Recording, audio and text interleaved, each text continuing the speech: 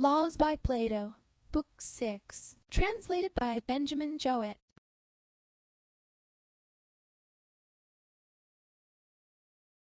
And now, having made an end of the preliminaries, we will proceed to the appointment of magistracies. Very good. In the ordering of a state, there are two parts. First, the number of the magistracies and the mode of establishing them. And, secondly, when they have been established, laws again will have to be provided for each of them, suitable in nature and number. But before electing the magistrates, let us stop a little and say a word in season about the election of them. What have you got to say? This is what I have to say. Everyone can see that although the work of legislation is a most important matter, yet if a well-ordered city superadd to good laws unsuitable offices, not only will there be no use in having the good laws, not only will they be ridiculous and useless, but the greatest political injury and evil will accrue from them. Of course. Then now, my friend, let us observe what will happen in the constitution of our intended state. In the first place, you will acknowledge that those who are duly appointed to magisterial power, and their families, should severally have given satisfactory proof of what they are, from youth upward until the time of election. In the next place, those who are to elect should have been trained in habits of law, and be well educated, that they may have a right judgment, and may be able to select or reject men whom they approve or disapprove, as they are worthy of either. But how can we imagine that those who are brought together for the first time, and are strangers to one another, and also uneducated, will avoid making mistakes in the choice of magistrates? Impossible. The matter is serious, and excuses will not serve the turn. I will tell you, then, what you and I will have to do, since you, as you tell me, with 9 others, have offered to settle the new state on behalf of the people of Crete, and I am to help you by the invention of the present romance. I certainly should not like to leave the tale wandering all over the world without a head. A headless monster is such a hideous thing. Excellent, stranger. Yes, and I will be as good as my word. Let us by all means do as you propose. That we will, by the grace of God, if old age will only permit us. But God will be gracious. Yes, and under his guidance let us consider a further point.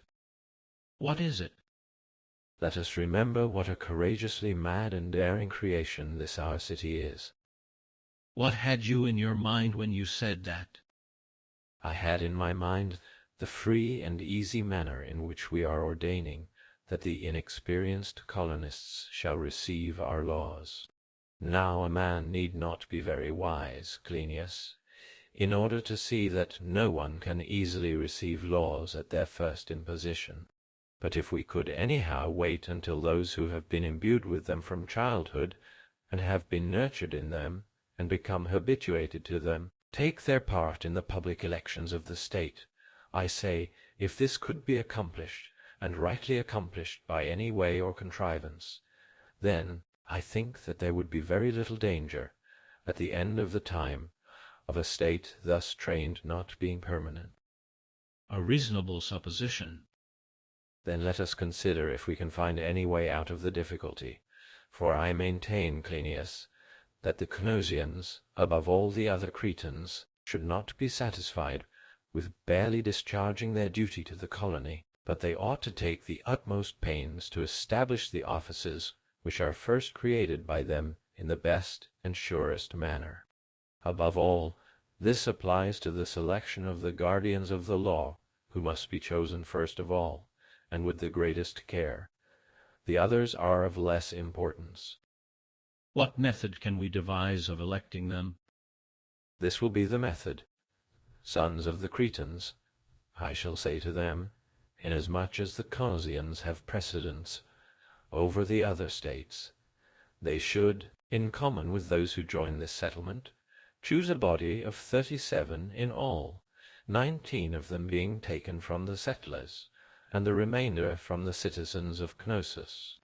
Of these latter, the Knososians shall make a present to your colony, and you yourself shall be one of the 18, and shall become a citizen of the new state. And if you and they cannot be persuaded to go, the Knososians may fairly use a little violence in order to make you. But why, stranger, do not you and Megillus take a part in our new city? O Cleinias, Athens is proud, and Sparta too, and they are both a long way off. But you and likewise the other colonists are conveniently situated as you describe. I have been speaking of the way in which the new citizens may be best managed under present circumstances. But in after ages, if the city continues to exist, let the election be on this wise. All who are horse or foot soldiers, or have seen military service at the proper ages when they were severally fitted for it, shall share in the election of magistrates, and the election shall be held in whatever temple the state deems most venerable, and every one shall carry his vote to the altar of the god, writing down on a tablet the name of the person for whom he votes, and his father's name, and his tribe, and ward, and at the side he shall write his own name in like manner. Anyone who pleases may take away any tablet which he does not think properly filled up, and exhibit it in the agora for a period of not less than 30 days. The tablets which are judged to be first, to the number of 300, shall be shown by the magistrates to the whole city, and the citizens shall in like manner select from these the candidates whom they prefer. And this second selection, to the number of 100, shall be again exhibited to the citizens. In the third, let any one who pleases select whom he pleases out of the 100, walking through the parts of victims, and let them choose for magistrates, and proclaim the 37 who have the greatest number of votes. But who, Cleinias and Megillus, will order for us in the colony all this matter of the magistrates, and the scrutinies of them? If we reflect, we shall see that cities which are in process of construction like ours must have some such persons who cannot possibly be elected before there are any magistrates, and yet they must be elected in some way, and they are not to be inferior men, but the best possible. For as the proverb says, a good beginning is half the businesses, and to have begun well is praised by all, and in my opinion is a great deal more than half the business, and has never been praised by anyone enough. That is very true. Then let us recognize the difficulty, and make clear to our own minds how the beginning is to be accomplished. There is only one proposal which I have to offer, and that is one which under our circumstances is both necessary and expedient. What is it? I maintain that this colony of ours has a father and mother, who are no other than the colonizing state. Well, I know that many colonies have been and will be at enmity with their parents. But in early days the child, as in a family, loves and is beloved, even if there come a time later when the tie is broken. Still, while he is in want of education, he naturally loves his parents, and is beloved by them, and flies to his relatives for protection, and finds in them his only natural allies in time of need. And this parental feeling already exists in the Knososians, as is shown by their care of the new city, and there is a similar feeling on the part of the young city towards Knossos. And I repeat what I was saying, for there is no harm in repeating a good thing, that the Knososians should take a common interest in all these matters, and choose, as far as they can, the eldest and best of the colonists, to the number of not less than 100, and let there be another 100 of the Knososians themselves. These, I say, on their arrival, should have a joint care that the magistrates should be appointed according to law, and that when they are appointed they should undergo a scrutiny. When this has been effected, the Knososians shall return home, and the new city do the best she can for her own preservation and happiness. I would have the 37 now, and in all future time, chosen to fulfill the following duties. Let them, in the first place, be the guardians of the law, and, secondly, of the registers in which each one registers before the magistrate the amount of his property, excepting 4 mina which are allowed to citizens of the first class, 3 allowed to the second, 2 to the third, and a single mina to the fourth. And if anyone, despising the laws for the sake of gain, be found to possess anything more which has not been registered, let all that he has in excess be confiscated, and let him be liable to a suit which shall be the reverse of honorable or fortunate. And let any one who will indict him on the charge of loving base gains, and proceed against him before the guardians of the law. And if he be cast, let him lose his share of the public possessions, and when there is any public distribution, let him have nothing but his original lot, and let him be written down a condemned man, as long as he lives, in some place in which anyone who pleases can read about his offences. The guardian of the law shall not hold office longer than 20 years, and shall not be less than 50 years of age when he is elected, or if he is elected, when he is 60 years of age, he shall hold office for 10 years only, and upon the same principle he must not imagine that he will be permitted to hold such an important office as that of guardian of the laws after he is 70 years of age, if he lives so long. These are the 3 first ordinances about the guardians of the law.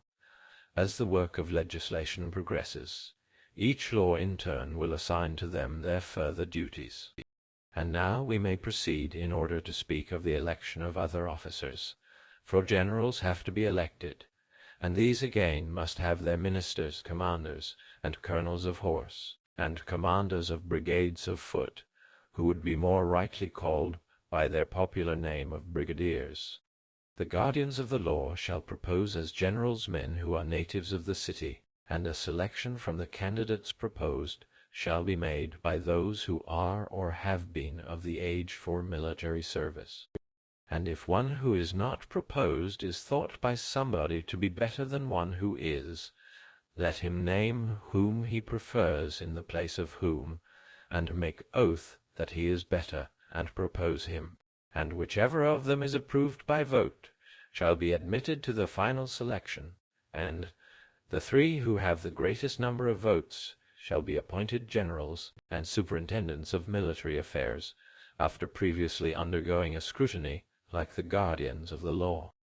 And let the generals thus elected propose 12 brigadiers, 1 for each tribe, and there shall be a right of counter-proposal, as in the case of the generals, and the voting and decision shall take place in the same way.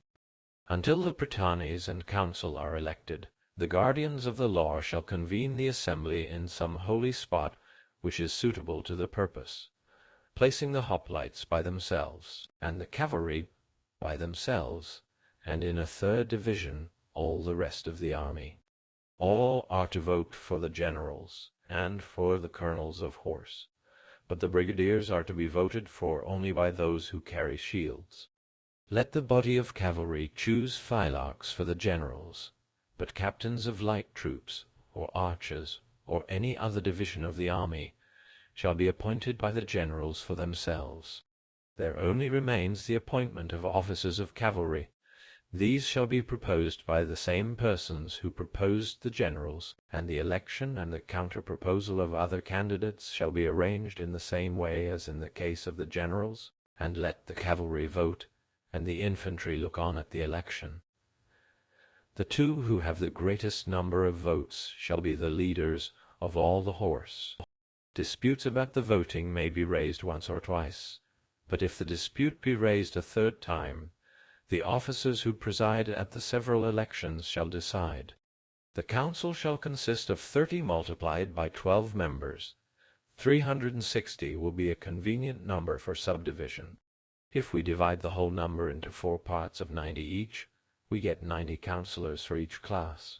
First, all the citizens shall select candidates from the first class. They shall be compelled to vote, and, if they do not, shall be duly fined. When the candidates have been selected, someone shall mark them down. This shall be the business of the first day. And on the following day, candidates shall be selected from the second class, in the same manner, and under the same conditions as on the previous day. And on the third day, a selection shall be made from the third class, at which every one may, if he likes, vote, and the 3 first classes shall be compelled to vote. But the 4th and lowest class shall be under no compulsion, and any member of this class who does not vote shall not be punished. On the 4th day, candidates shall be selected from the 4th and smallest class. They shall be selected by all, but he who is of the 4th class shall suffer no penalty, nor he who is of the 3rd, if he be not willing to vote, but he who is of the 1st or 2nd class, if he does not vote, shall be punished. He who is of the 2nd class shall pay a fine of triple the amount which was exacted at first, and he who is of the 1st class quadruple. On the 5th day the rulers shall bring out the names noted down, for all the citizens to see, and every man shall choose out of them, under pain, if he do not, of suffering the first penalty. And when they have chosen 180 out of each of the classes, they shall choose 1/2 of them by lot, who shall undergo scrutiny. These are to form the council for the year. The mode of election which has been described is in a mean between monarchy and democracy, and such a mean the state ought always to observe. For servants and masters never can be friends, nor good and bad, merely because they are declared to have equal privileges. For to unequals, equals become unequal, if they are not harmonized by measure, and both by reason of equality and by reason of inequality, cities are filled with seditions. The old saying, that equality makes friendship, is happy and also true, but there is obscurity and confusion as to what sort of equality is meant. For there are 2 equalities which are called by the same name, but are in reality in many ways almost the opposite of one another. One of them may be introduced without difficulty by any state or any legislator in the distribution of honors. This is the rule of measure, weight, and number, which regulates and apportions them. But there is another equality, of a better and higher kind, which is not so easily recognized. This is the judgment of Zeus. Among men it avails but little. That little, however, is the source of the greatest good to individuals and states, for it gives to the greater more, and to the inferior less, and in proportion to the nature of each, and, above all, greater honor, always to the greater virtue, and to the less, and to either in proportion to their respective measure of virtue and education. And this is justice, and is ever the true principle of states, at which we ought to aim, and according to this rule order, the new city which is now being founded, and any other city which may be hereafter founded. To this the legislator should look, not to the interests of tyrants one or more, or to the power of the people, but to justice always, which, as I was saying, is the distribution of natural equality among unequals in each case. But there are times at which every state is compelled to use the words just, equal, in a secondary sense, in the hope of escaping in some degree from factions. For equity and indulgence are infractions of the perfect and strict rule of justice. And this is the reason why we are obliged to use the equality of the lot, in order to avoid the discontent of the people. And so we invoke God and fortune in our prayers, and beg that they themselves will direct the lot with a view to supreme justice. And therefore, although we are compelled to use both equalities, we should use that into which the element of chance enters as seldom as possible. Thus, O my friends, and for the reasons given, should a state act which would endure and be saved. But as a ship sailing on the sea has to be watched night and day, in like manner a city also is sailing on a sea of politics, and is liable to all sorts of insidious assaults. And therefore, from morning to night, and from night to morning, rulers must join hands with rulers, and watchers with watchers, receiving and giving up their trust in a perpetual succession.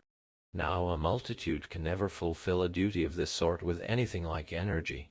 Moreover, the greater number of the senators will have to be left during the greater part of the year to order their concerns at their own homes. They will therefore have to be arranged in 12 portions, answering to the 12 months, and furnish guardians of the state, each portion for a single month. Their business is to be at hand, and receive any foreigner or citizen who comes to them, whether to give information, or to put one of those questions to which, when asked by other cities, a city should give an answer, and to which, if she asked them herself, she should receive an answer. Or again, when there is a likelihood of internal commotions, which are always liable to happen in some form or other, they will, if they can, prevent their occurring, or if they have already occurred, will lose no time in making them known to the city, and healing the evil. Wherefore also, this which is the presiding body of the state ought always to have the control of their assemblies, and of the dissolutions of them, ordinary as well as extraordinary. All this is to be ordered by the 12th part of the council, which is always to keep watch together with the other officers of the state during one portion of the year, and to rest during the remaining 11 portions. Thus will the city be fairly ordered. And now, who is to have the superintendence of the country, and what shall be the arrangement? Seeing that the whole city and the entire country have been both of them divided into 12 portions, ought there not to be appointed superintendents of the streets of the city, and of the houses and buildings and harbors, and the agora, and fountains, and sacred domains, and temples, and the like? To be sure there ought. Let us assume, then, that there ought to be servants of the temples, and priests and priestesses. There must also be superintendents of roads and buildings, who will have a care of men, that they may do no harm, and also of beasts, both within the enclosure and in the suburbs. 3 kinds of officers will thus have to be appointed, in order that the city may be suitably provided according to her needs. Those who have the care of the city shall be called wardens of the city, and those who have the care of the agora shall be called wardens of the agora, and those who have the care of the temples shall be called priests. Those who hold hereditary offices as priests or priestesses shall not be disturbed. But if there be few or none such, as is probable at the foundation of a new city, priests and priestesses shall be appointed to be servants of the gods who have no servants.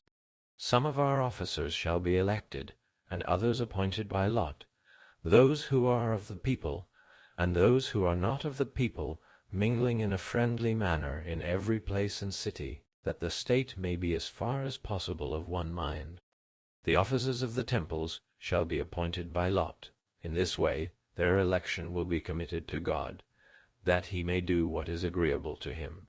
And he who obtains a lot shall undergo a scrutiny, first as to whether he is sound of body and of legitimate birth, and, in the second place, in order to show that he is of a perfectly pure family, not stained with homicide or any similar impiety in his own person, and also that his father and mother have led a similar unstained life. Now the laws about all divine things should be brought from Delphi, and interpreters appointed, under whose direction they should be used. The tenure of the priesthood should always be for a year and no longer, and he who will duly execute the sacred office, according to the laws of religion, must be not less than 60 years of age. The laws shall be the same about priestesses. As for the interpreters, they shall be appointed thus. Let the 12 tribes be distributed into groups of 4, and let each group select 4, one out of each tribe within the group, 3 times, and let the 3 who have the greatest number of votes, out of the 12 appointed by each group, after undergoing a scrutiny, 9 in all, be sent to Delphi, in order that the god may return one out of each triad. Their age shall be the same as that of the priests, and the scrutiny of them shall be conducted in the same manner. Let them be interpreters for life, and when anyone dies, let the 4 tribes select another from the tribe of the deceased. Moreover, besides priests and interpreters, there must be treasurers, who will take charge of the property of the several temples and of the sacred domains, and shall have authority over the produce and the letting of them. And 3 of them shall be chosen from the highest classes for the greater temples, and 2 for the lesser, and 1 for the least of all. The manner of their election and the scrutiny of them shall be the same as that of the generals. This shall be the order of the temples. Let everything have a guard as far as possible. Let the defense of the city be committed to the generals, and taxiarchs, and hipparchs, and philarchs, and prytanes, and the wardens of the city, and of the agora, when the election of them has been completed. The defense of the country shall be provided for as follows. The entire land has been already distributed into 12 as nearly as possible equal parts, and let the tribe allotted to a division provide annually for it 5 wardens of the country and commanders of the watch, and let each body of 5 have the power of selecting 12 others out of the youth of their own tribe. These shall be not less than 25 years of age, and not more than 30, and let there be allotted to them severally every month the various districts, in order that they may all acquire knowledge and experience of the whole country. The term of service for commanders and for watchers shall continue during 2 years. After having had their stations allotted to them, they will go from place to place in regular order, making their round from left to right as their commanders direct them. When I speak of going to the right, I mean that they are to go to the east. And at the commencement of the 2nd year, in order that as many as possible of the guards may not only get a knowledge of the country at any one season of the year, but may also have experience of the manner in which different places are affected at different seasons of the year, their then commanders shall lead them again towards the left, from place to place in succession, until they have completed the 2nd year. In the 3rd year, other wardens of the country shall be chosen and commanders of the watch, 5 for each division, who are to be the superintendents of the bands of 12. While on service at each station, their attention shall be directed to the following points. In the first place, they shall see that the country is well protected against enemies. They shall trench and dig wherever this is required, and, as far as they can, they shall by fortifications keep off the evil, disposed in order to prevent them from doing any harm to the country or the property. They shall use the beasts of burden and the laborers whom they find on the spot. These will be their instruments, whom they will superintend, taking them, as far as possible, at the times when they are not engaged in their regular business. They shall make every part of the country inaccessible to enemies, and as accessible as possible to friends. There shall be ways for man and beasts of burden, and for cattle, and they shall take care to have them always as smooth as they can, and shall provide against the rains doing harm instead of good to the land, when they come down from the mountains into the hollow dells, and shall keep in the overflow by the help of works and ditches, in order that the valleys, receiving and drinking up the rain from heaven, and providing fountains and streams in the fields and regions which lie underneath, may furnish even to the dry places plenty of good water. The fountains of water, whether of rivers or of springs, shall be ornamented with plantations and buildings for beauty, and let them bring together the streams in subterraneous channels, and make all things plenteous. And if there be a sacred grove or dedicated precinct in the neighborhood, they shall conduct the water to the actual temples of the gods, and so beautify them at all seasons of the year. Everywhere in such places The youth shall make gymnasia for themselves, and warm baths for the aged, placing by them abundance of dry wood, for the benefit of those laboring under disease. There the weary frame of the rustic worn with toil will receive a kindly welcome, far better than he would at the hands of a not over-wise doctor. The building of these and the like works will be useful and ornamental. They will provide a pleasing amusement, but they will be a serious employment too, for the 60 wardens will have to guard their several divisions, not only with a view to enemies, but also with an eye to professing friends. When a quarrel arises among neighbors or citizens, and any one, whether slave or freeman, wrongs another, let the 5 wardens decide small matters on their own authority, but where the charge against another relates to greater matters, the 17 composed of the 5s and 12s shall determine any charges which one man brings against another, not involving more than 3 minae. Every judge and magistrate shall be liable to give an account of his conduct in office, except those who, like kings, have the final decision. Moreover, as regards the aforesaid wardens of the country, if they do any wrong to those of whom they have the care, whether by imposing upon them unequal tasks, or by taking the produce of the soil or implements of husbandry without their consent, also if they receive anything in the way of a bribe, or decide suits unjustly, or if they yield to the influences of flattery, let them be publicly dishonored. And in regard to any other wrong which they do to the inhabitants of the country, if the question be of a mina, let them submit to the decision of the villages in the neighborhood. But in suits of greater amount, or in case of lesser, if they refuse to submit, trusting that their monthly removal into another part of the country will enable them to escape. In such cases the injured party may bring his suit in the common court, and if he obtain a verdict he may exact from the defendant, who refused to submit, a double penalty.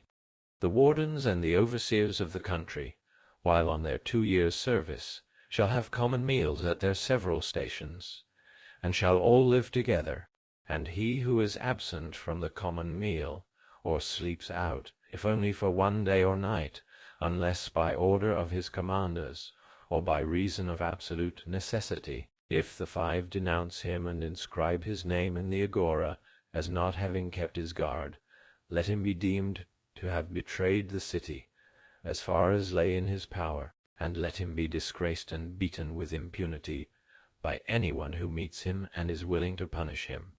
If any of the commanders is guilty of such an irregularity, the whole company of 60 shall see to it, and he who is cognizant of the offense and does not bring the offender to trial shall be amenable to the same laws as the younger offender himself, and shall pay a heavier fine, and be incapable of ever commanding the young.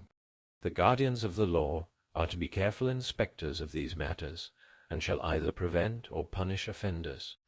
Every man should remember the universal rule, that he who is not a good servant will not be a good master.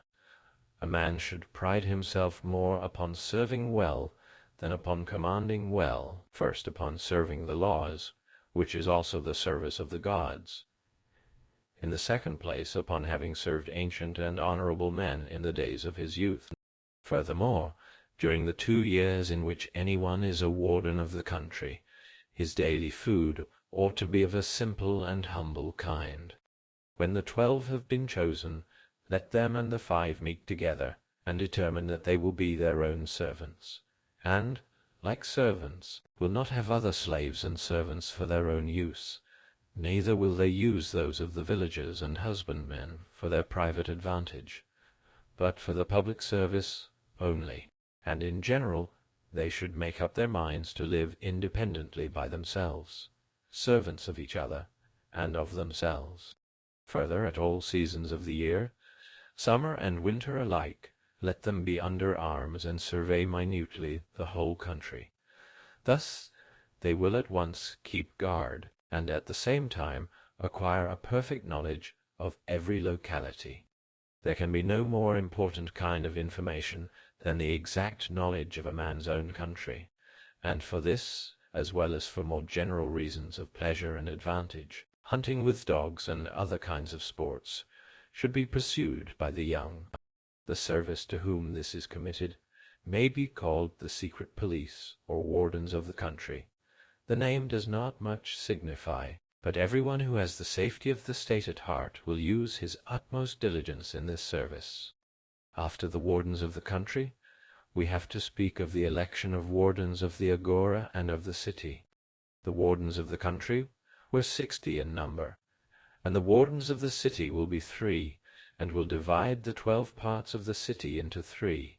Like the former, they shall have care of the ways, and of the different high roads which lead out of the country into the city, and of the buildings, that they may be all made according to law. Also of the waters, which the guardians of the supply preserve and convey to them, care being taken that they may reach the fountains pure and abundant, and be both an ornament and a benefit to the city. These also should be men of influence, and at leisure to take care of the public interest. Let every man propose as warden of the city any one whom he likes out of the highest class, and when the vote has been given on them, and the number is reduced to the 6, who have the greatest number of votes, let the electing officers choose by lot 3 out of the 6, and when they have undergone a scrutiny let them hold office, according to the laws laid down for them. Next, let the wardens of the agora be elected in like manner, out of the first and second class, 5 in number. 10 are to be first elected, and out of the 10, 5 are to be chosen by lot, as in the election of the wardens of the city. These, when they have undergone a scrutiny, are to be declared magistrates. Everyone shall vote for everyone, and he who will not vote, if he be informed against before the magistrates, shall be fined 50 drachmae, and shall also be deemed a bad citizen. Let anyone who likes go to the assembly and to the general council. It shall be compulsory to go on citizens of the first and second class, and they shall pay a fine of 10 drachmae, if they be found not answering to their names at the assembly. But the third and fourth class shall be under no compulsion, and shall be let off without a fine, unless the magistrates have commanded all to be present, in consequence of some urgent necessity. The wardens of the agora shall observe the order appointed by law for the agora, and shall have the charge of the temples and fountains which are in the agora, and they shall see that no one injures anything, and punish him who does, with stripes and bonds, if he be a slave or stranger. But if he be a citizen who misbehaves in this way, they shall have the power themselves of inflicting a fine upon him to the amount of 100 drachmae, or with the consent of the wardens of the city up to double that amount. And let the wardens of the city have a similar power of imposing punishments and fines in their own department, and let them impose fines by their own department, and let them impose fines by their own authority up to a mina, or up to 2 minae, with the consent of the wardens of the agora. In the next place, it will be proper to appoint directors of music and gymnastic, 2 kinds of each. Of the one kind the business will be education, of the other the superintendence of contests.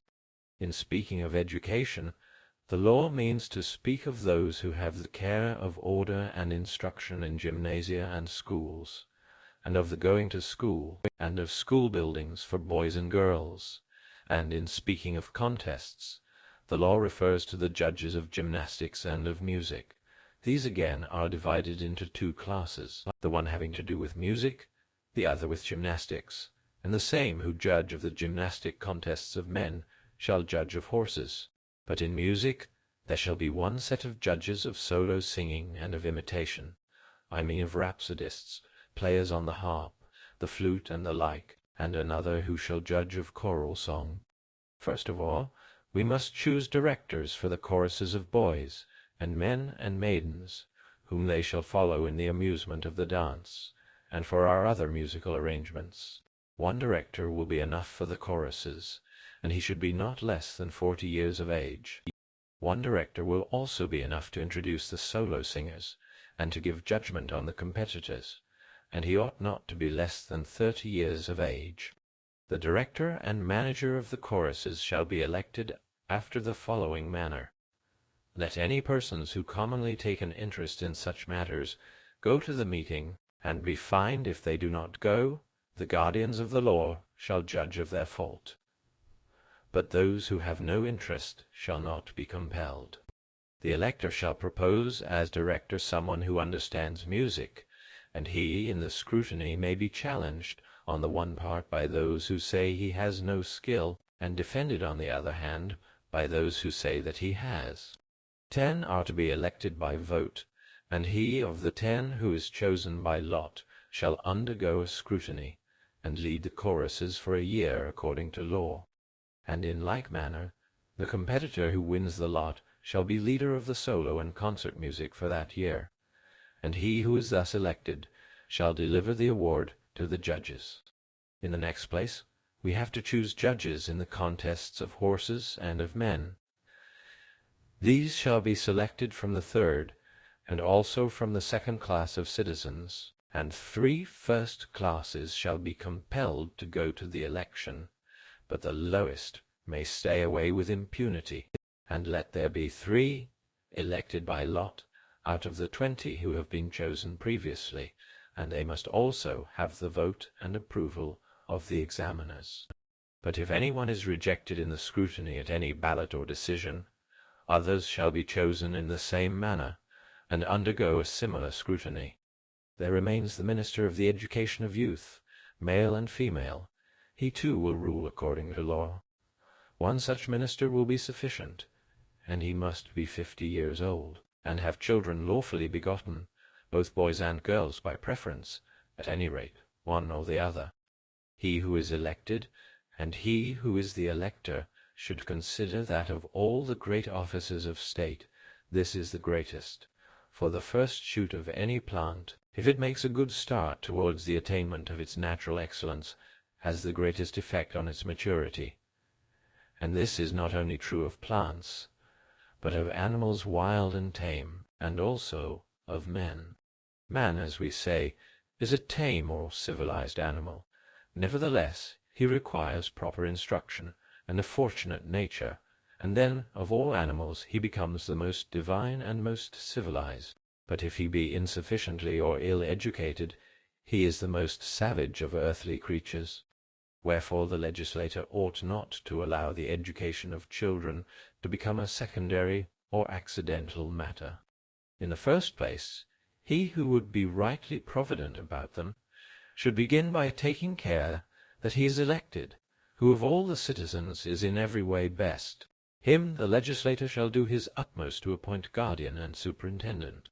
To this end, all the magistrates, with the exception of the council and prytanes, shall go to the temple of Apollo, and elect by ballot him of the guardians of the law, whom they severally think will be the best superintendent of education. And he who has the greatest number of votes, after he has undergone a scrutiny at the hands of all the magistrates who have been his electors, with the exception of the guardians of the law, shall hold office for 5 years, and in the 6th year let another be chosen in like manner to fill his office. If anyone dies while he is holding a public office, and more than 30 days before his term of office expires, let those whose business it is elect another to the office in the same manner as before. And if anyone who is entrusted with orphans dies, let the relations both on the father's and mother's side, who are residing at home including cousins, appoint another guardian within 10 days, or be fined a drachma a day for neglect to do so. A city which has no regular courts of law ceases to be a city, and again, if a judge is silent, and says no more in preliminary proceedings than the litigants, as is the case in arbitrations, he will never be able to decide justly. Wherefore a multitude of judges will not easily judge well, nor a few if they are bad. The point in dispute between the parties should be made clear, and time and deliberation, and repeated examination greatly tend to clear up doubts. For this reason, he who goes to law with another should go first of all to his neighbors and friends, who know best the questions at issue, and if he be unable to obtain from them a satisfactory decision, let him have recourse to another court, and if the two courts cannot settle the matter, let a third put an end to the suit. Now the establishment of courts of justice may be regarded as a choice of magistrates, for every magistrate must also be a judge of some things, and the judge, though he be not a magistrate, yet in certain respects is a very important magistrate on the day on which he is determining a suit. Regarding, then, the judges also as magistrates, let us say who are fit to be judges, and of what they are to be judges, and how many of them are to judge in each suit. Let that be the supreme tribunal which the litigants appoint in common for themselves, choosing certain persons by agreement. And let there be two other tribunals, one for private causes, when a citizen accuses another of wronging him, and wishes to get a decision, the other for public causes, in which some citizen is of opinion that the public has been wronged by an individual, and is willing to vindicate the common interests. And we must not forget to mention how the judges are to be qualified, and who they are to be. In the first place, let there be a tribunal open to all private persons who are trying causes one against another for the third time, and let this be composed as follows: all the officers of state, as well annual as those holding office for a longer period, when the new year is about to commence, in the month following after the summer solstice, on the last day but one of the year, shall meet in some temple, and calling God to witness, shall dedicate one judge from every magistracy to be their first fruits, choosing in each office him who seems to them to be the best, and whom they deem likely to decide the causes of his fellow citizens during the ensuing year in the best and holiest manner. And when the election is completed, a scrutiny shall be held in the presence of the electors themselves, and if any one be rejected, another shall be chosen in the same manner.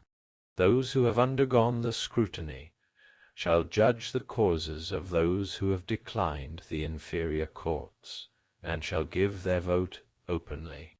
The councillors and other magistrates who have elected them shall be required to be hearers and spectators of the causes, and anyone else may be present who pleases.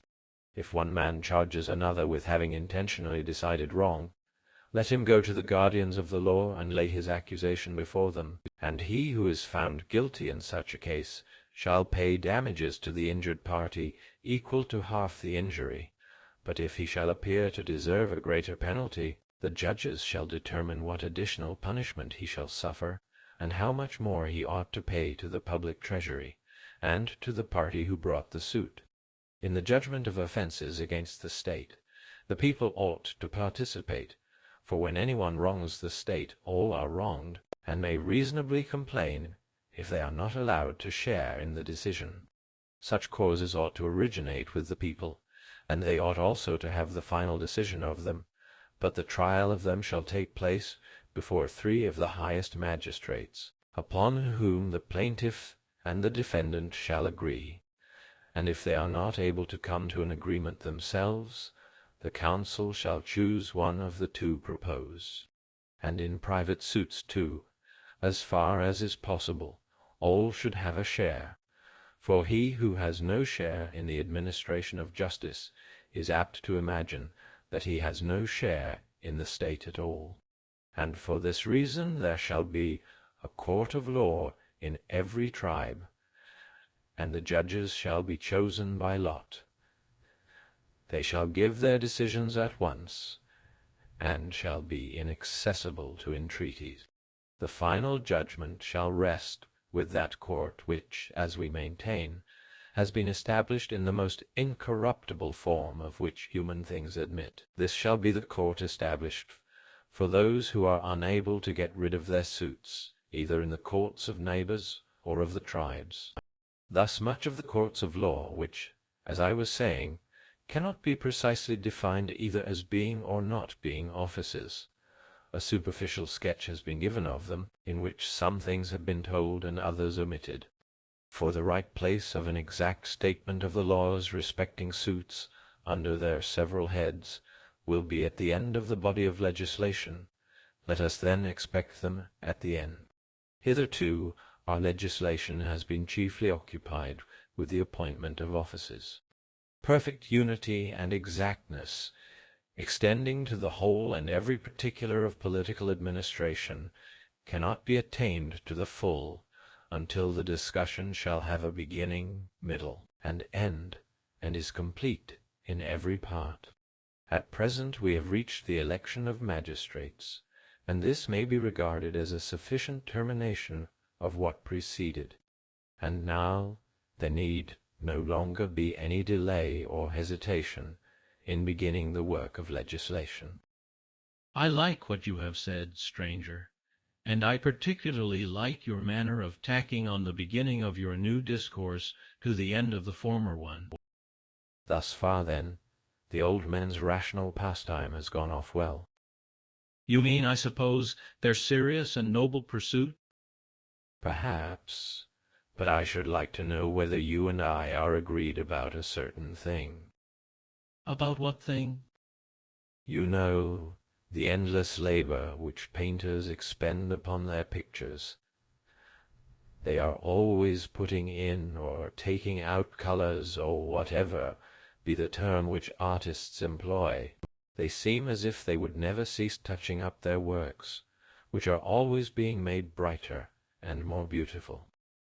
I know something of these matters from report, although I have never had any great acquaintance with the art.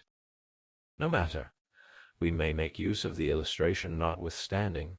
Suppose that someone had a mind to paint a figure in the most beautiful manner, in the hope that his work, instead of losing, would always improve as time went on.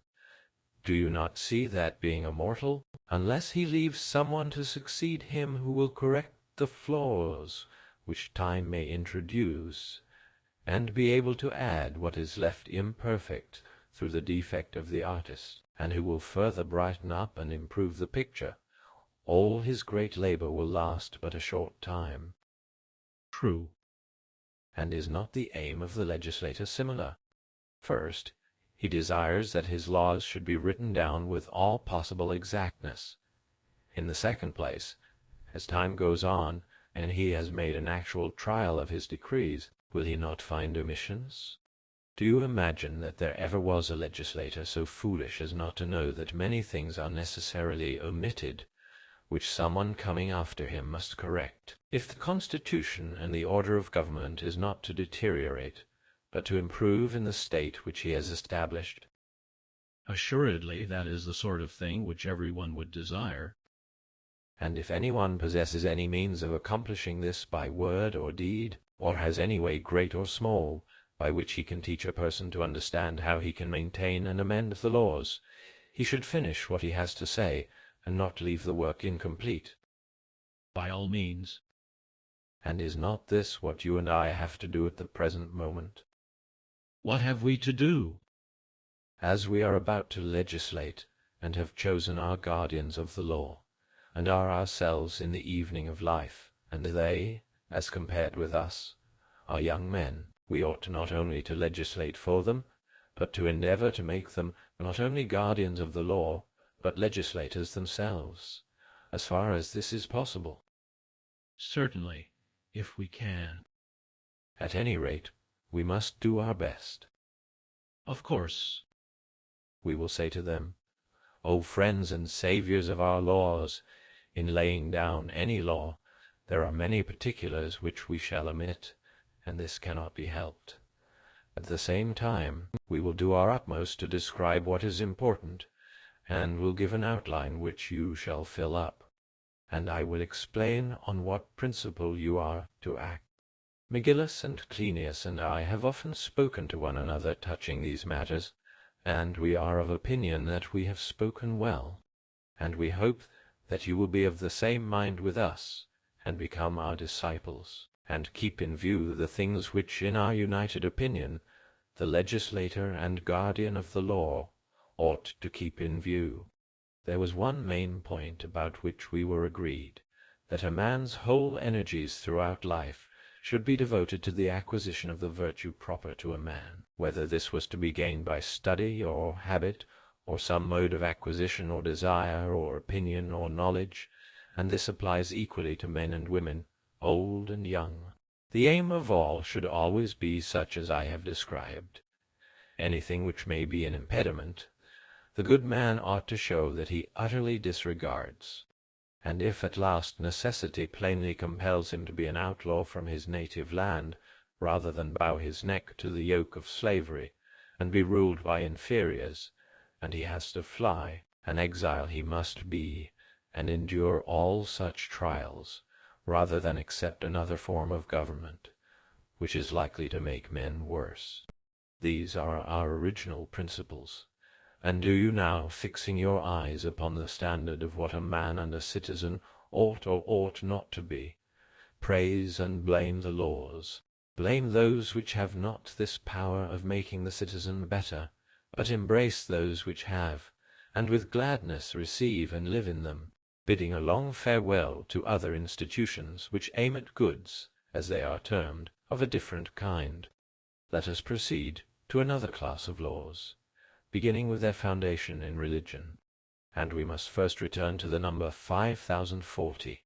The entire number had, and has, a great many convenient divisions, and the number of the tribes, which was a 12th part of the whole, being correctly formed by 21 multiplied by 20, 5040, 21 multiplied by 20. Example given, 5040 divided by 420 equals 12, also has them. And not only is the whole number divisible by 12, but also the number of each tribe is divisible by 12. Now every portion should be regarded by us as a sacred gift of heaven, corresponding to the months and to the revolution of the universe. Every city has a guiding and sacred principle given by nature, but in some the division or distribution has been more right than in others, and has been more sacred and fortunate. In our opinion, nothing can be more right than the selection of the number 5040, which may be divided by all numbers from 1 to 12, with the single exception of 11, and that admits of a very easy correction. For if, turning to the dividend 5040, we deduct 2 families, the defect in the division is cured, and the truth of this may be easily proved when we have leisure.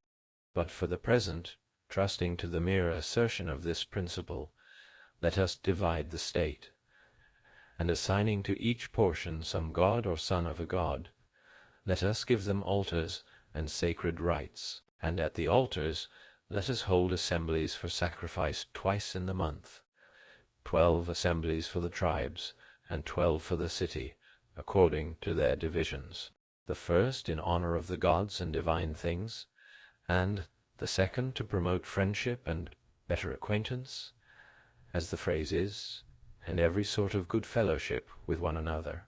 For people must be acquainted with those into whose families and whom they marry, and with those to whom they give in marriage.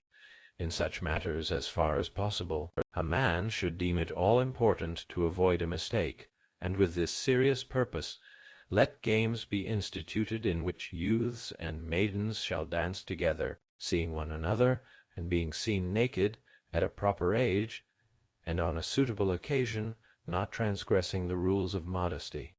The directors of choruses will be the superintendents and regulators of these games, and they, together with the guardians of the law, will legislate in any matters which we have omitted, for, as we said, where there are numerous and minute details, the legislator must leave out something, and the annual officers who have experience, and know what is wanted, must make arrangements and improvements year by year, until such enactments and provisions are sufficiently determined.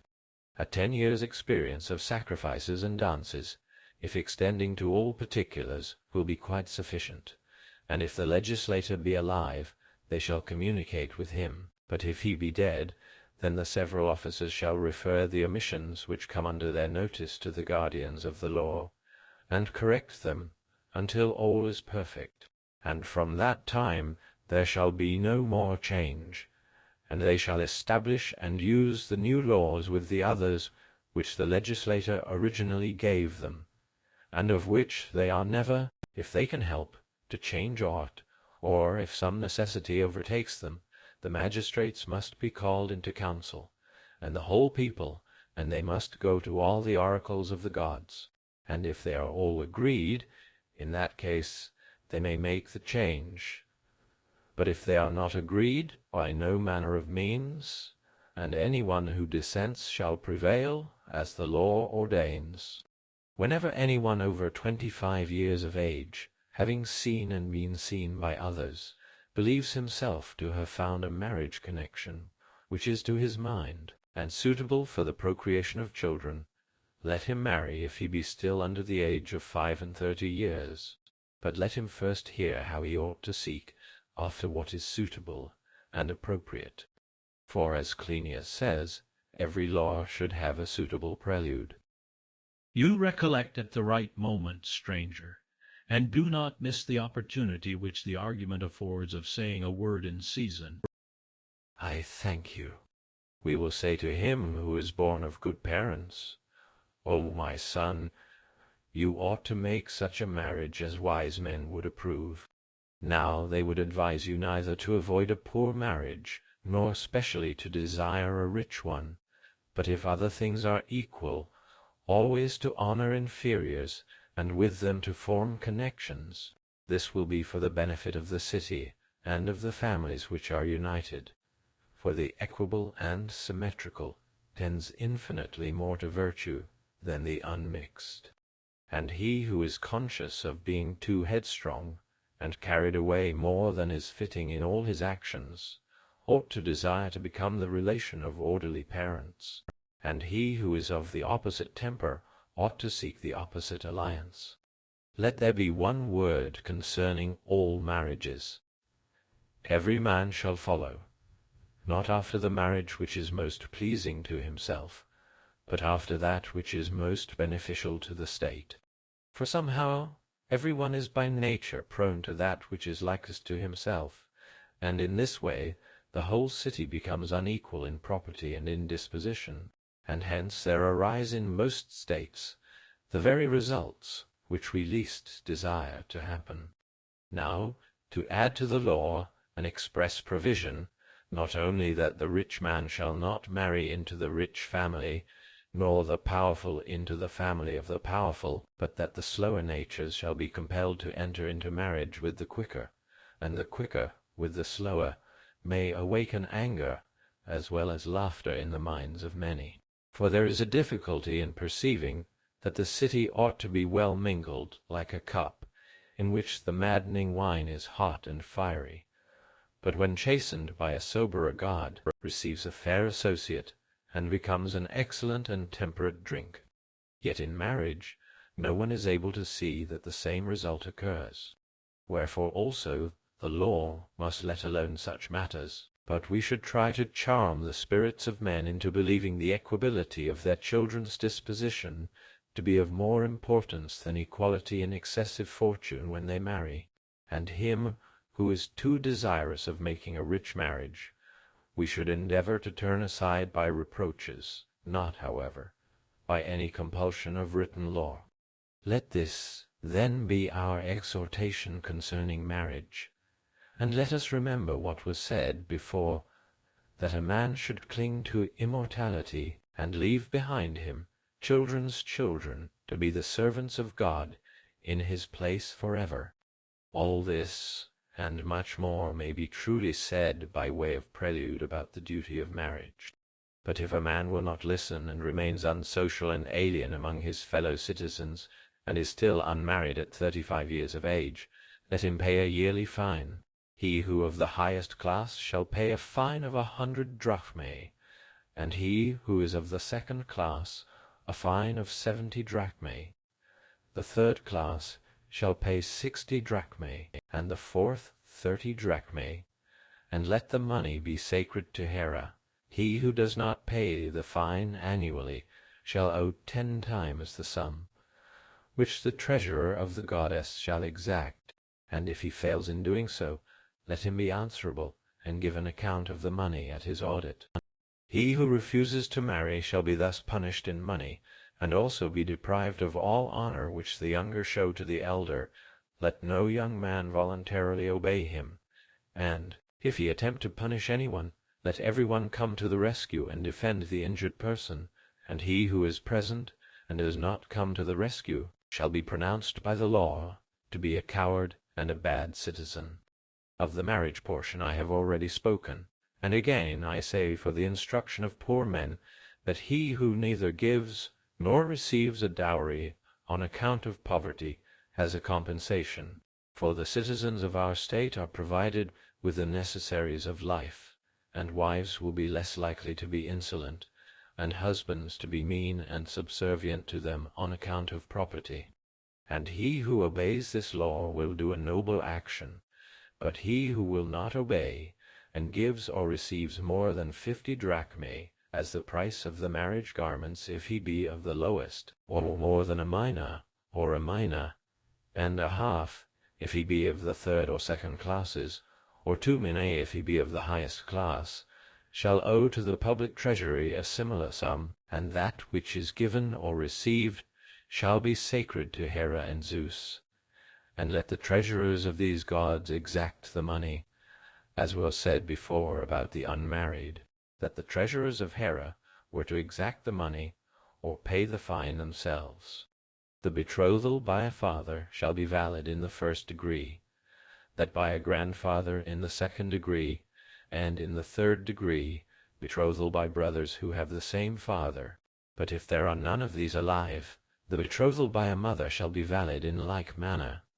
In cases of unexampled fatality, the next of kin and the guardians shall have authority. What are to be the rites before marriages, or any other sacred acts, relating either to future, present, or past marriages, shall be referred to the interpreters, and he who follows their advice may be satisfied. Touching the marriage festival, they shall assemble not more than 5 male and 5 female friends of both families, and a like number of members of the family of either sex, and no man shall spend more than his means will allow. He who is of the richest class may spend a mina, he who is of the second half a mina, and in the same proportion as the census of each decreases.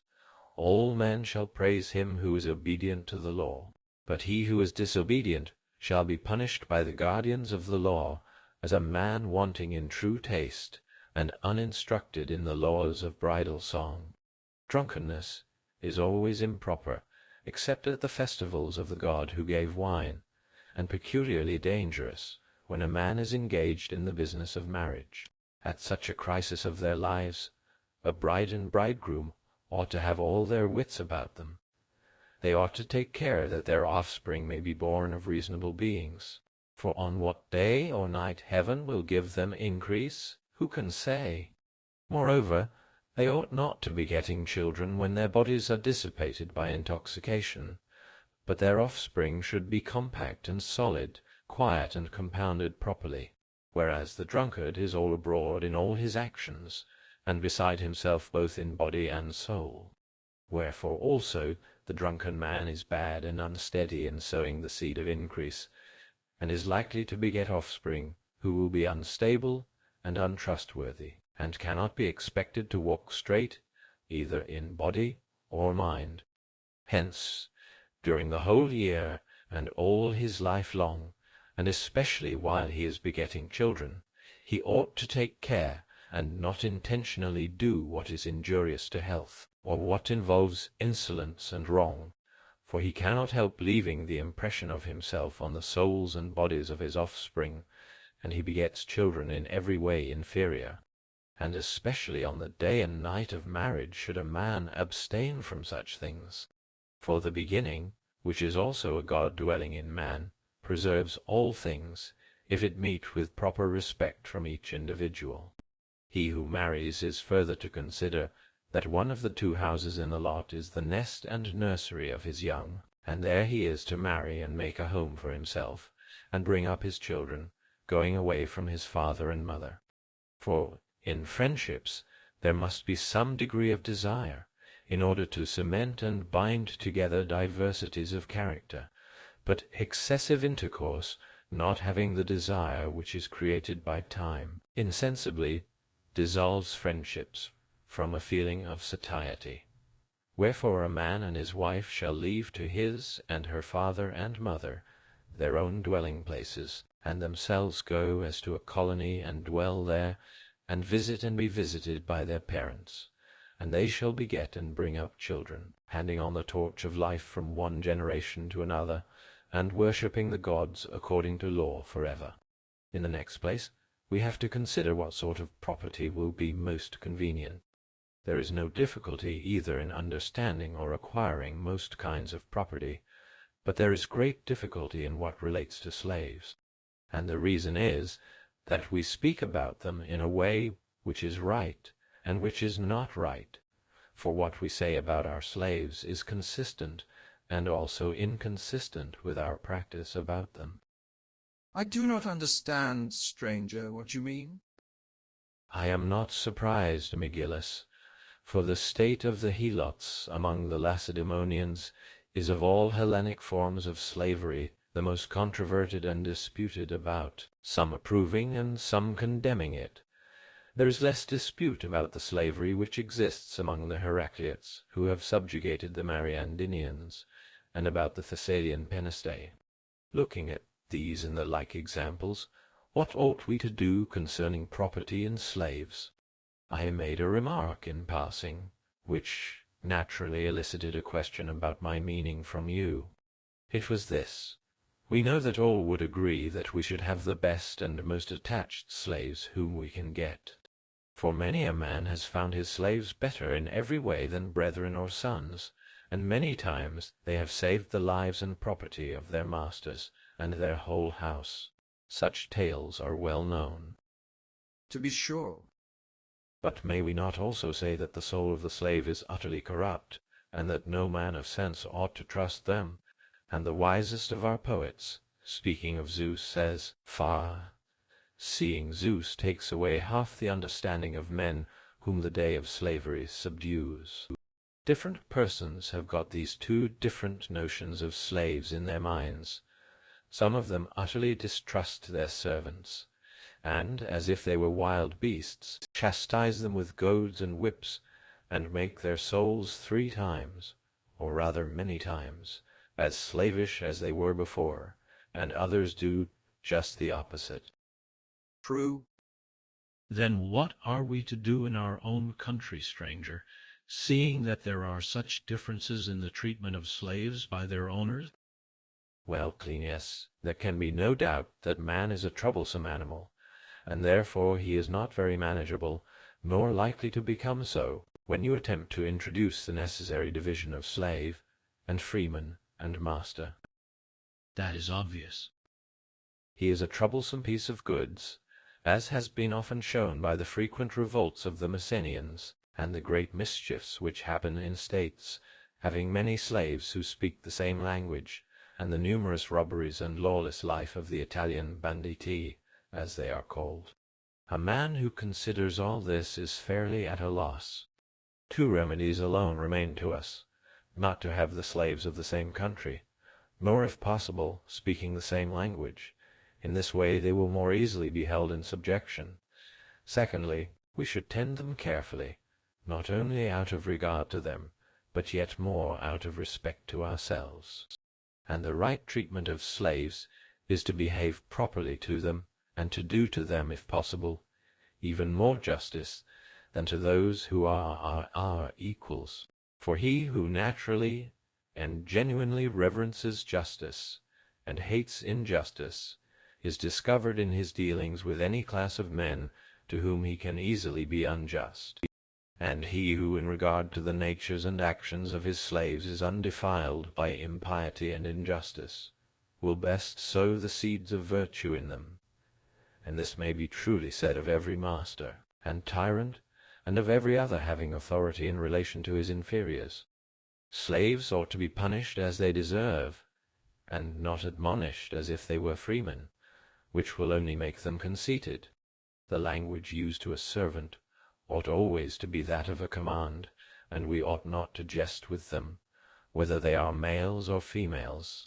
This is a foolish way which many people have of setting up their slaves, and making the life of servitude more disagreeable, both for them and for their masters.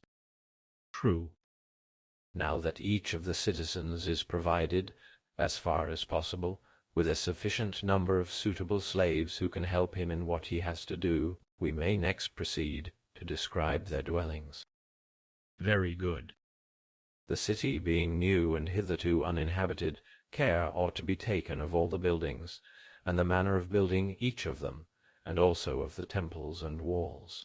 These, Cleinias, were matters which properly came before the marriages. But, as we are only talking, there is no objection to changing the order. If, however, our plan of legislation is ever to take effect, then the house shall precede the marriage, if God so will, and afterwards we will come to the regulations about marriage. But at present we are only describing these matters in a general outline. Quite true. The temples are to be placed all round the agora, and the whole city built on the heights in a circle, for the sake of defense, and for the sake of purity. Near the temples are to be placed buildings for the magistrates and the courts of law. In these plaintiff and defendant will receive their due, and the places will be regarded as most holy, partly because they have to do with holy things, and partly because they are the dwelling places of holy gods, and in them will be held the courts in which cases of homicide and other trials of capital offences may fitly take place. As to the walls, Megillus, I agree with Sparta in thinking that they should be allowed to sleep in the earth, and that we should not attempt to disinter them. There is a poetical saying, which is finely expressed, that walls ought to be of steel and iron, and not of earth. Besides, how ridiculous of us to be sending out our young men annually into the country to dig and to trench, and to keep off the enemy by fortifications, under the idea that they are not to be allowed to set foot in our territory, and then that we should surround ourselves with a wall, which in the first place is by no means conducive to the health of cities, and is also apt to produce a certain effeminacy in the minds of the inhabitants, inviting men to run thither instead of repelling their enemies, and leading them to imagine that their safety is due not to their keeping guard day and night, but that when they are protected by walls and gates, then they may sleep in safety, as if they were not meant to labor, and did not know that true repose comes from labor, and that disgraceful indolence and a careless temper of mind is only the renewal of trouble. But if men must have walls, the private houses ought to be so arranged from the first that the whole city may be one wall, having all the houses capable of defense by reason of their uniformity and equality towards the streets. The form of the city being that of a single dwelling, will have an agreeable aspect, and being easily guarded, will be infinitely better for security. Until the original building is completed, these should be the principal objects of the inhabitants, and the wardens of the city should superintend the work, and should impose a fine on him who is negligent. And in all that relates to the city, they should have a care of cleanliness, and not allow a private person to encroach upon any public property, either by buildings or excavations. Further, they ought to take care that the rains from heaven flow off easily, and of any other matters which may have to be administered, either within or without the city. The guardians of the law shall pass any further enactments which their experience may show to be necessary, and supply any other points in which the law may be deficient. And now that these matters, and the buildings about the agora, and the gymnasia, and places of instruction, and theatres, are all ready and waiting for scholars and spectators, let us proceed to the subjects which follow marriage in the order of legislation. By all means. Assuming that marriages exist already, Cleinias, the mode of life during the year after marriage, before children are born, will follow next in order. In what way bride and bridegroom ought to live in a city which is to be superior to other cities is a matter not at all easy for us to determine. There have been many difficulties already, but this will be the greatest of them, and the most disagreeable to the many. Still, I cannot but say what appears to me to be right and true, Cleinias. Certainly.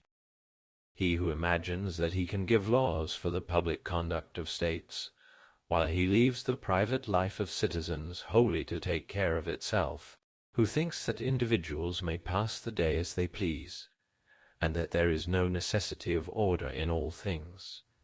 He, I say, who gives up the control of their private lives, and supposes that they will conform to law in their common and public life, is making a great mistake. Why have I made this remark? Why, because I am going to enact that the bridegrooms should live at the common tables, just as they did before marriage. This was a singularity when first enacted by the legislator in your parts of the world, Megillus and Cleinias, as I should suppose, on the occasion of some war or other similar danger, which caused the passing of the law, and which would be likely to occur in thinly peopled places, and in times of pressure. But when men had once tried and been accustomed to a common table, experience showed that the institution greatly conduced to security, and in some such manner the custom of having common tables arose among you. Likely enough. I said that there may have been singularity and danger in imposing such a custom at first, but that now there is not the same difficulty. There is, however, another institution which is the natural sequel to this, and would be excellent if it existed anywhere, but at present it does not. The institution of which I am about to speak is not easily described or executed, and would be like the legislator combing wool into the fire, as people say, or performing any other impossible and useless feat. What is the cause, stranger, of this extreme hesitation? You shall hear without any fruitless loss of time. That which has law and order in a state is the cause of every good, but that which is disordered or ill-ordered is often the ruin of that which is well-ordered, and at this point the argument is now waiting. For with you, Cleinias and Megillus, the common tables of men are, as I said, a heaven-born and admirable institution, but you are mistaken in leaving the women unregulated by law. They have no similar institution of public tables in the light of day, and just that part of the human race which is by nature prone to secrecy and stealth on account of their weakness, I mean the female sex, has been left without regulation by the legislator, which is a great mistake, and in consequence of this neglect many things have grown lax among you, which might have been far better if they had been only regulated by law. For the neglect of regulations about women may not only be regarded as a neglect of half the entire matter, but in proportion as woman's nature is inferior to that of men in capacity for virtue, in that degree the consequence of such neglect is more than twice as important. The careful consideration of this matter, and the arranging and ordering on a common principle of all our institutions relating both to men and women, greatly conduces to the happiness of the state. But at present such is the unfortunate condition of mankind, that no man of sense will even venture to speak of common tables in places and cities in which they have never been established at all. And how can any one avoid being utterly ridiculous who attempts to compel women to show in public how much they eat and drink? There is nothing at which the sex is more likely to take offense, for women are accustomed to creep into dark places, and when dragged out into the light they will exert their utmost powers of resistance, and be far too much for the legislator. And therefore, as I said before, in most places they will not endure to have the truth spoken without raising a tremendous outcry, but in this state perhaps they may. And if we may assume that our whole discussion about the state has not been mere idle talk, I should like to prove to you, if you will consent to listen, that this institution is good and proper. But if you had rather not, I will refrain. There is nothing which we should both of us like better, stranger, than to hear what you have to say. Very good. And you must not be surprised if I go back a little, for we have plenty of leisure, and there is nothing to prevent us from considering in every point of view the subject of law. True. Then let us return once more to what we were saying at first. Every man should understand that the human race either had no beginning at all, and will never have an end, but always will be, and has been, or that it began an immense while ago. Certainly. Well, and have there not been constitutions and destructions of states, and all sorts of pursuits both orderly and disorderly, and diverse desires of meats and drinks always, and in all the world, and all sorts of changes of the seasons, in which animals may be expected to have undergone innumerable transformations of themselves? No doubt. And may we not suppose that vines appeared, which had previously no existence, and also olives, and the gifts of Demeter and her daughter, of which one Triptolemus was the minister, and that, before these existed, animals took to devouring each other as they do still? True. Again, the practice of men sacrificing one another still exists among many nations, while on the other hand we hear of other human beings who did not even venture to taste the flesh of a cow, and had no animal sacrifices, but only cakes and fruits dipped in honey, and similar pure offerings, but no flesh of animals. From these they abstained under the idea that they ought not to eat them, and might not stain the altars of the gods with blood. For in those days men are said to have lived a sort of Orphic life, having the use of all lifeless things, but abstaining from all living things. Such has been a constant tradition, and is very likely true. Someone might say to us, what is the drift of all this? A very pertinent question, stranger. And therefore I will endeavor, Cleinias, if I can, to draw the natural inference. Proceed. I see that among men all things depend upon three wants and desires, of which the end is virtue, if they are rightly led by them, or the opposite if wrongly. Now these are eating and drinking, which begin at birth. Every animal has a natural desire for them, and is violently excited, and rebels against him who says that he must not satisfy all his pleasures and appetites, and get rid of all the corresponding pains. And the third and greatest and sharpest want and desire breaks out last, and is the fire of sexual lust, which kindles in men every species of wantonness and madness. And these three disorders we must endeavor to master by the three great principles of fear and law and right reason, turning them away from that which is called pleasantest to the best, using the muses and the gods who preside over contests to extinguish their increase and influx. But to return, after marriage, let us speak of the birth of children, and after their birth of their nurture and education. In the course of discussion the several laws will be perfected, and we shall at last arrive at the common tables. Whether such associations are to be confined to men, or extended to women also, we shall see better when we approach and take a nearer view of them, and we may then determine what previous institutions are required, and will have to precede them. As I said before, we shall see them more in detail, and shall be better able to lay down the laws which are proper or suited to them. Very true. Let us keep in mind the words which have now been spoken, for hereafter there may be need of them. What do you bid us keep in mind? That which we comprehended under the three words, first, eating, secondly, drinking, thirdly, the excitement of love. We shall be sure to remember, stranger. Very good.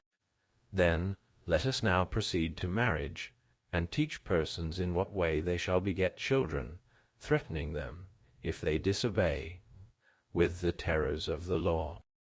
What do you mean? The bride and bridegroom should consider that they are to produce for the state the best and fairest specimens of children which they can. Now all men who are associated in any action always succeed when they attend and give their mind to what they are doing, But when they do not give their mind, or have no mind, they fail. Wherefore let the bridegroom give his mind to the bride, and to the begetting of children, and the bride in like manner give her mind to the bridegroom, and particularly at the time when their children are not yet born. And let the women whom we have chosen be the overseers of such matters, and let them in whatever number, large or small, and at whatever time the magistrates may command, assemble every day in the temple of Eileithyia during a third part of the day, and being there assembled, let them inform one another of anyone whom they see, whether man or woman, of those who are begetting children, disregarding the ordinances given at the time when the nuptial sacrifices and ceremonies were performed. Let the begetting of children and the supervision of those who are begetting them continue 10 years, and no longer, during the time when marriage is fruitful. But if any continue without children up to this time, let them take counsel with their kindred, and with the women holding the office of overseer, and be divorced for their mutual benefit. If, however, any dispute arises about what is proper and for the interest of either party, they shall choose 10 of the guardians of the law, and abide by their permission and appointment. The women who preside over these matters shall enter into the houses of the young, and partly by admonitions and partly by threats make them give over their folly and error. If they persist, let the women go and tell the guardians of the law, and the guardians shall prevent them. But if they too cannot prevent them, they shall bring the matter before the people, and let them write up their names and make oath that they cannot reform such and such an one. And let him who is thus written up, if he cannot in a court of law convict those who have inscribed his name, be deprived of the privileges of a citizen in the following respects. Let him not go to weddings, nor to the thanksgivings after the birth of children, and if he go, let anyone who pleases strike him with impunity. And let the same regulations hold about women. Let not a woman be allowed to appear abroad, or receive honor, or go to nuptial and birthday festivals, if she in like manner be written up as acting disorderly, and cannot obtain a verdict. And if, when they themselves have done begetting children according to the law, a man or woman have connection with another man or woman who are still begetting children, let the same penalties be inflicted upon them, as upon those who are still having a family.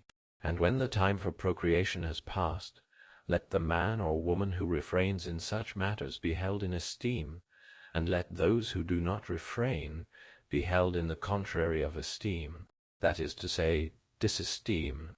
Now, if the greater part of mankind behave modestly, the enactments of law may be left to slumber. But if they are disorderly, the enactments having been passed, let them be carried into execution.